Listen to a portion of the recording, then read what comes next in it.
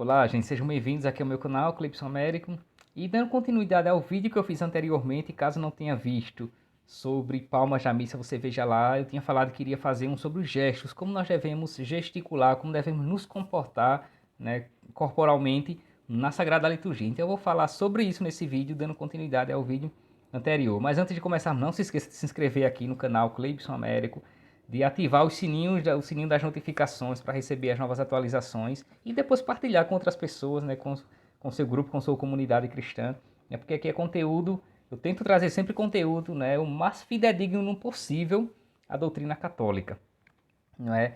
E geralmente não. Até agora eu tenho tentado nunca dar minha opinião pessoal, sempre dizer o que diz a igreja, certo?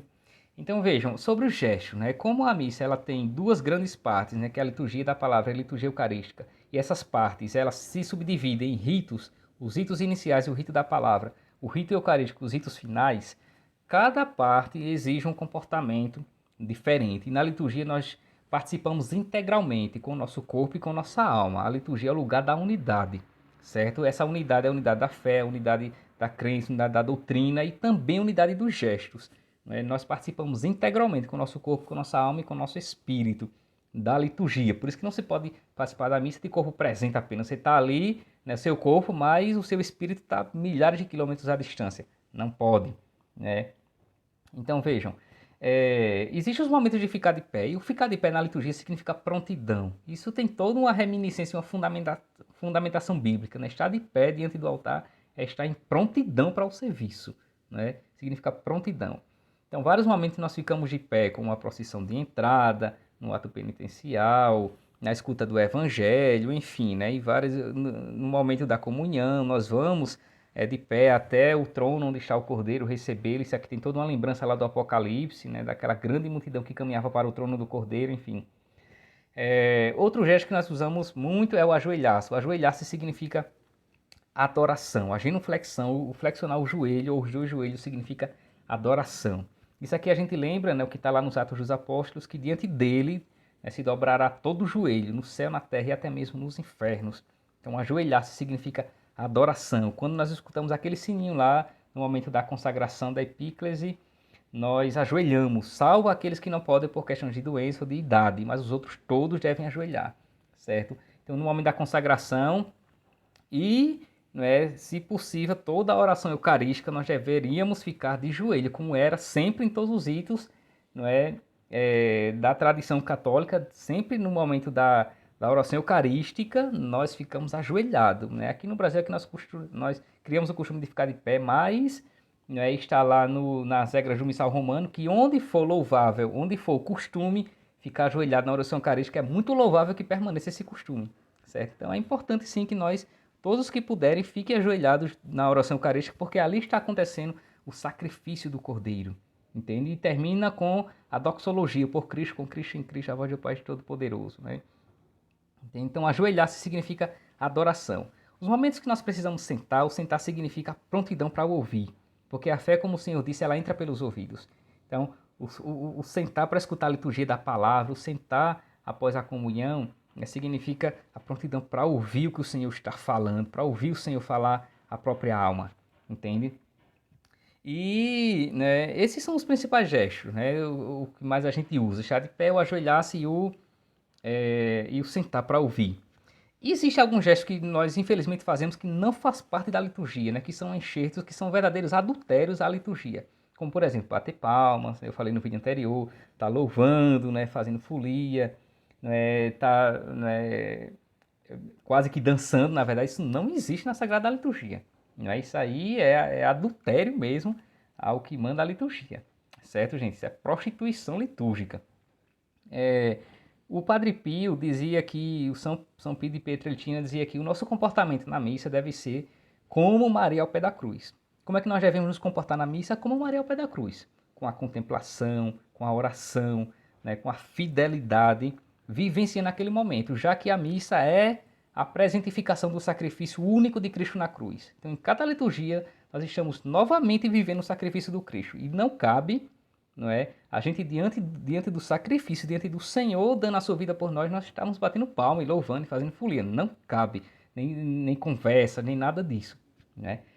Infelizmente as nossas igrejas se transformaram em verdadeira casa de comércio, né? Em verdadeiras feiras. A gente caça, a gente procura igrejas que tenham silêncio e raramente a gente encontra, raramente mesmo, né? Porque a gente tá uma cultura do barulho assim extremamente destrutiva. E isso é péssimo, né? E isso, claro que quem fazemos somos nós mesmos, né? Nós que parece que vamos para a igreja e ficamos conversando, os ministérios de músicas que deixa para ensaiar na hora da celebração, não é? Não, se já ensaiou antes, na hora da celebração é só testar o som, tá tudo certinho, pronto, fica em silêncio, escutando, esperando começar a celebração, não é? E enfim, né? A gente vive essa cultura do barulho, né? Que todo mundo, né, acha que se ficar em silêncio alguns minutos, algum tempo, né, parece que perde mesmo a noção da vida, né? E não, a gente vai para a igreja para escutar a Deus. O silêncio ele é sagrado, o silêncio também é uma música sacra, entende, gente?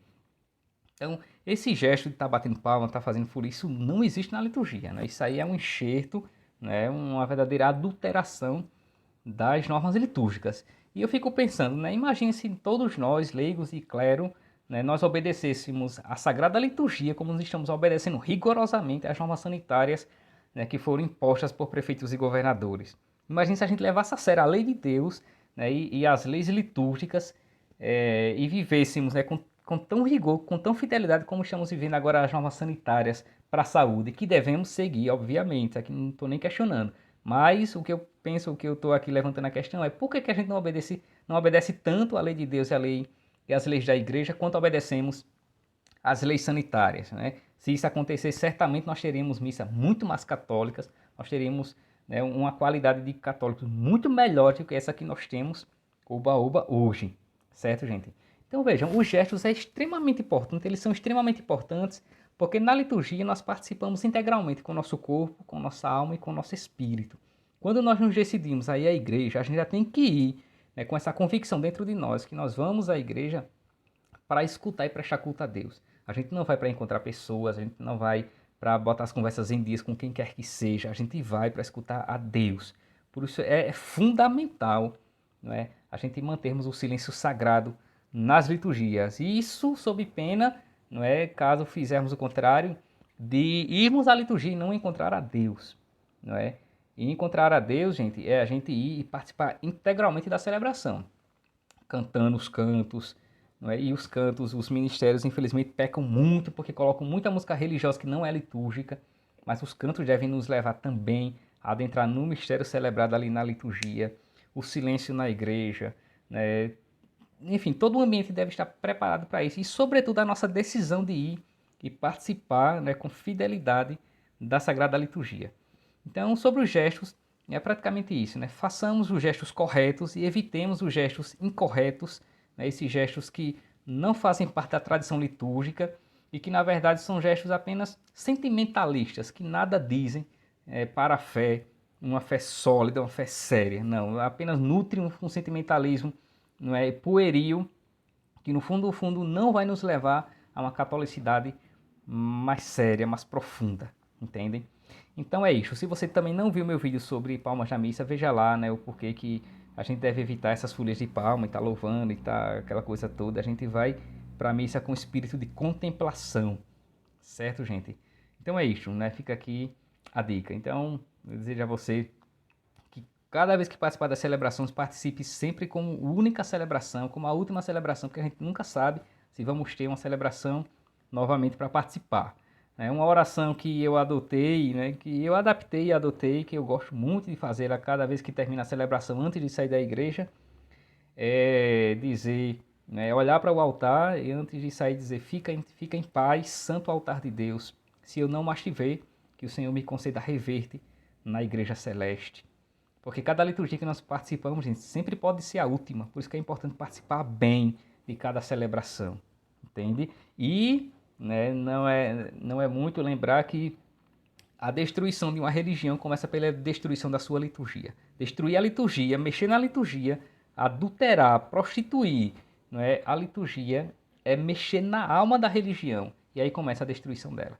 Então, se nós queremos uma religião mais pura, mais santa, nós devemos preservar a nossa tradição litúrgica, a nossa tradição de oração. tá certo? Então não se esqueça de se inscrever e de partilhar com seus amigos, né, com suas comunidades, esse vídeo, tá certo? Um abraço.